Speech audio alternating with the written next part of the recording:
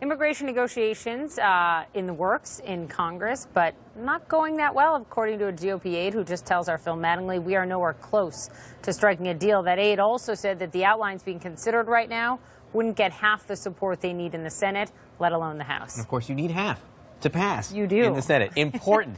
Joining us now, More. Democratic Senator Tammy Baldwin of Wisconsin. Senator, thank you so much for being with us. There was this big bipartisan meeting at the White House yesterday. Cameras were allowed On in. camera. 54 minutes, this freewheeling discussion. Glass half full here. Is the fact that this discussion happened and the fact that we were allowed to see it, is that a positive development? I certainly think it is a positive development. I know that I talked to several of my colleagues who were in the meeting, and while they described the situation as a little bit surreal, and some of the things said by the president were more than a little contradictory, I think the fact that they are focused on the Dreamers and recognizing that that is the urgent situation, because the Dreamers have known no other home than America, and they need to have our action in order to come out of the shadows. There was bipartisan commitment to that at that meeting and elsewhere in Congress. Certainly those negotiations can involve some of the border security issues, but that is, keeping our promise to the Dreamers has to be the lead priority. And I'm hopeful we can get it done. Well, it sounds like you're maybe more open than some of your fellow Democrats to giving a little bit here on what the president and other Republicans want: a wall, border security. Joe Manchin, your fellow Democrat, said he would be okay with some funding for a border wall as long as experts weighed in, said that's the right move, etc., in order to protect the Dreamers. Are you on board with that, or are you against even $1 for this wall? I think that we should be able to talk about border security in the context of passing the DREAM Act and doing right by the Dreamers.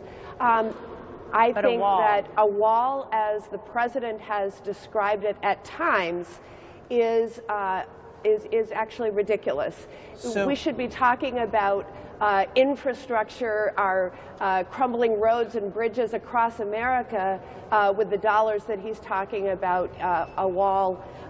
Just yesterday there was a pretty good report about how his intention to build a wall on the southern border would take resources away from time-tested security technologies on the southern border. We should be talking about border security, but not the wall. So to be clear, yesterday he said, and you're right, he has changed his position. His position has moved from time to time on that issue.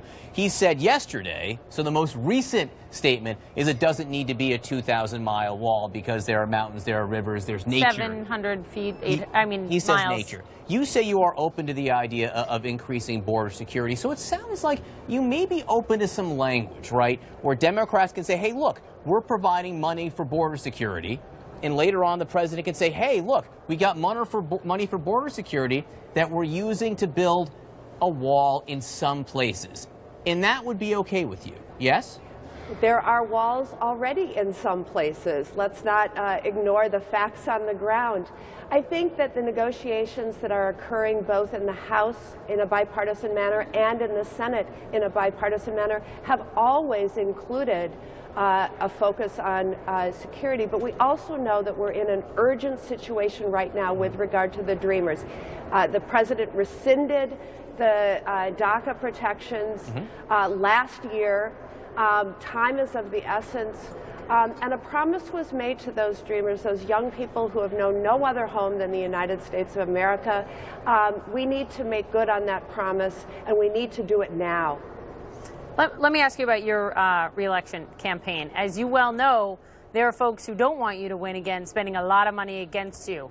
New reporting showing $3.1 million pouring in directly against you, more than anyone else in your position in other states at this point. Super PACs pouring in another $4.7 million to fight your re-election.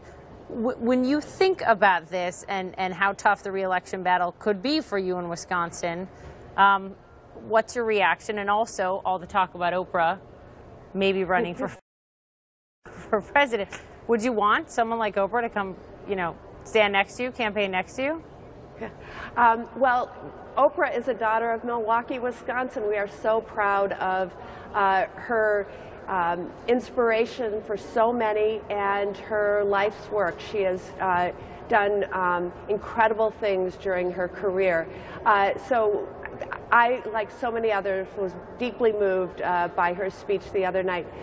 That said, I know there's been a lot of talk about 2020 and her future, but as you suggest in your question, I'm very much focused on fighting for Wisconsinites, and in the context of my reelection, in some ways I'm not surprised by this outside spending, because we know the special interests have taken an interest in getting rid of me. And why? Because I'm not afraid to stand up to them on behalf of the hardworking people of my state, whether that's the pharmaceutical companies that are jacking up the cost of life-saving drugs, or the folks that are fighting my efforts to create Buy America, Hire America policies.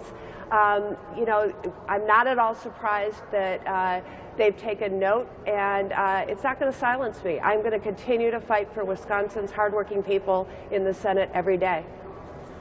The Buy America point, we have to wrap it up, but that is something where you and the president actually have agreed on some legislation. You want him to move more quickly on that. We'll be watching. I do, and especially in the infrastructure package that we're expecting from this president, I think Buy America, Hire America should be the centerpiece, and that's what I'm going to be looking for. Senator Tammy Baldwin, we appreciate it. Thank you. Thank you.